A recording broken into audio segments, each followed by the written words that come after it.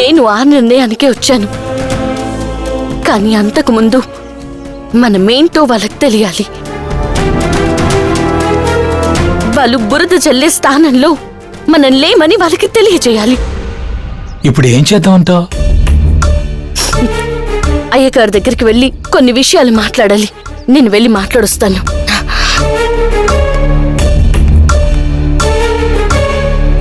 ఏంటి ఏమంటున్నావు? అయ్యో, హార్ట్ అటాకా? నువ్వేం కంగారు పడకు, నేను వెంటనే బయలుదేరొస్తాను. ఇప్పుడే బయలుదేరతాను. అవును అరుణ్, ఏంటత్తయ్య? ఒక ముఖ్యమైన విషయం రా. నా ఫ్రెండ్ లక్ష్మిందే రాజమండ్రిలో. దానికి సడన్ గా హార్ట్ అటాక్ వచ్చిందట. దాన్ని హాస్పిటల్లో అడ్మిట్ చేశారట. చూసుకోవడానికి ఎవరూ లేరట. దానికి ఒకే కూతురు యుఎస్ లో సెటిల్ అయింది. నేను వెంటనే బయలుదేరి వెళ్ళాలిరా. ఏంటత్తయ్య ఇలాంటప్పుడు మీరు ఊరికి వెళ్ళడం ఏంటి? గంగ ఇప్పుడే కదా పెళ్లికి సరేనంది. అన్ని ఏర్పాట్లు జరగనివ్వు. ఆలోగా అది కూడా కోలుకుంటుంది. రెడీ అని ఫోన్ చేయి, వెంటనే వచ్చేస్తాను. జరిగే విషయం అయితే కదా అత్తయ్య మనం ఆలోచించాలి. అదేంట్రా, గంగే పెళ్లికి ఒప్పుకుంది కదా. ఇన్ని రోజులు ఈ కుటుంబాన్ని మోసం చేస్తున్నాడే వీరభద్రం. తనకు తెలియకుండానే తనే ఒక మేలు చేశాడు. అంతా కలిసొచ్చాక బేతలుడు మర్రి చెట్టెక్కినట్టు నువ్వెందుకురా అడ్డుపడుతున్నావు? అడ్డుపడుతుంది నేను కాదు, ఇంకెవరు? దేవత్తయ్య, ధర్మరాజు మావయ్య. వాళ్ళకేమిటంట? గంగా వీరభద్రాన్ని వల్ల వేసుకుని ఆయన చేత ఇలా చెప్పించిందని అబాండాలు అపనిందులు వేసి గంగని ఏడిపించి పంపించారతయ్య. చచ్చా, వీళ్ళు ఈ జన్మలో మారరు. ఈ సిచ్యువేషన్లో గంగకి ధైర్యం చెప్పగలిగేది నువ్వే వెళ్ళిపోతే ఎలా? నిజమే అనుకో అరుణ్. గంగకి తోడుగా నువ్వున్నావు, మీ నానున్నాడు. కానీ నా ఫ్రెండ్ లక్ష్మికి తోడుగా అక్కడెవరూ లేరు కదా. సరే అత్తయ్య, ఇక్కడ విషయాలన్నీ మేం చూసుకుంటాం. చూడు, నువ్వు వెళ్ళరా. ఏదైనా అవసరమైతే వెంటనే ఫోన్ చెయ్యి, నేను బయలుదేరొస్తాను. సరేనా? అరుణ్, మీ నాన్నతో నేను వెళ్తున్నానన్న విషయం ఇప్పుడే చెప్పకు. వెళ్ళడానికి వీల్లేదని వాడు ఆపేస్తాడు. నేను బయలుదేరి వెళ్ళాక నెమ్మదిగా చెప్పు, ఏంటి? సరే అత్తయ్య, పద, నేను స్టేషన్లో డ్రాప్ చేస్తాను.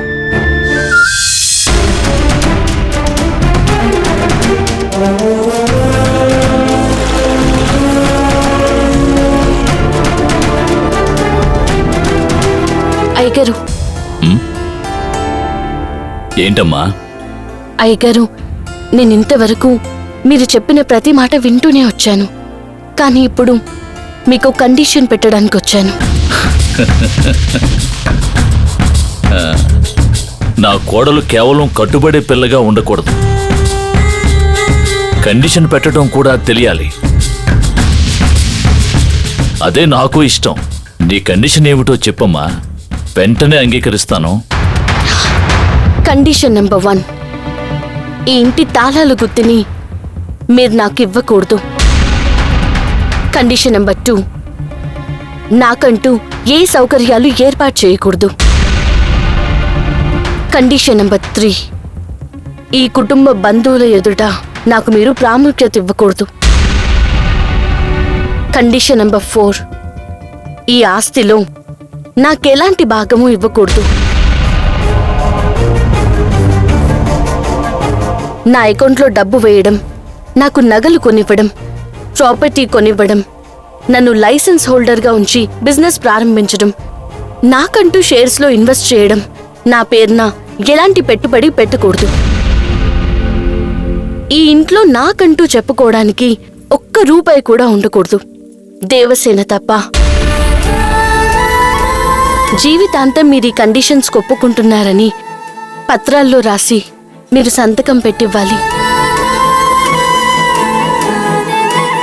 ఒప్పుకుంటున్నారా అయ్యగారు?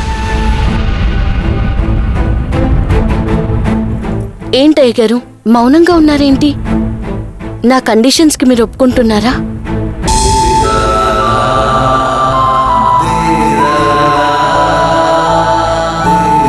తాళి కట్టిన వెంటనే మెట్టినింట్లో అన్నీ తన సొంతం కావాలనుకునే ఈ కాలంలో నాకేమీ ఇవ్వకూడదని కండిషన్స్ పెడుతున్నావే, దీనికి నేను ఒప్పుకుంటానని ఎలా అనుకున్నావు? అయ్యగారు, నేనుగా ఉండాలనుకుంటున్నాను. ఎవరిని బాధ పెట్టకుండా జీవించాలి అనుకుంటున్నాను. నేనే మీకు కోడలుగా రావాలని మీరు మనసారా కోరుకుంటే నేను చెప్పిన దానికి ఒప్పుకుంటారు.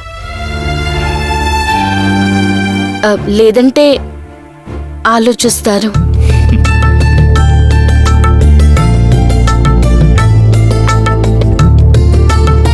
నువ్వు చెప్పిన వాటన్నిటికీ ఒప్పుకుంటున్నానమ్మా. నా ఇంటికి వస్తున్నది కోడలు మాత్రమే అయితే ఆస్తులు రాసిచ్చి నగలు పెట్టి ఆనందించొచ్చు. కానీ మహాలక్ష్మే ఇంటికి వస్తున్నప్పుడు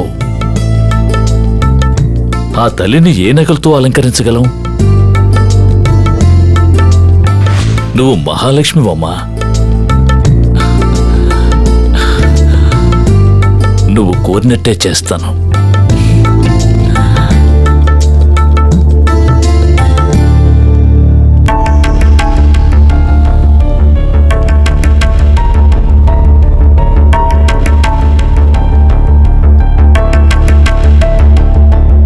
గంగా,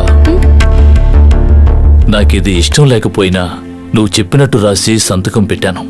ఇదిగో. మీరు ఇంకొకటి కూడా చేయాలి. ఇంతకు మించి ఏముంది చేయడానికి? ఉందయ్యా. పత్రాల్లో రాసుంది అందరి ముందు చదివి అదే విధంగా నడుచుకుంటానని ప్రమాణం చేయాలి. ఏమ్మా, పత్రాల్లోనే రాసిచ్చాను. అటువంటప్పుడు ప్రమాణం ఎందుకమ్మా?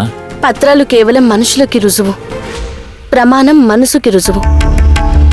మీరొప్పుకున్నది మీరాలనే ఉద్దేశం మీకు రాకూడదు, నేను అడిగింది మార్చాలనే ఉద్దేశం నాకు రాకూడదు. అందుకే మీరు నాగమ్మ పుట్ట దగ్గర ప్రమాణం చేయాలి. ఏం ఆలోచిస్తున్నారు? సరే, కావాలంటే పూజ రూంలో నేను ప్రమాణం చేస్తాను. నా దేవత పుట్టలోనే ఉంది. మీరు పుట్ట దగ్గరే ప్రమాణం చేయాలి. అందర్నీ పిలుచుకురండి, నేను పుట్ట దగ్గర ఉంటాను.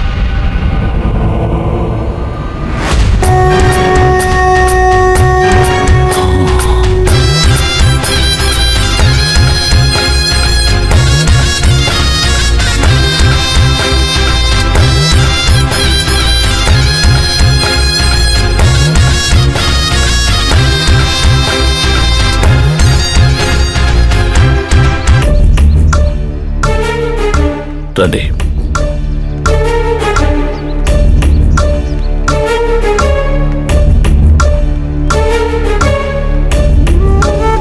రండి.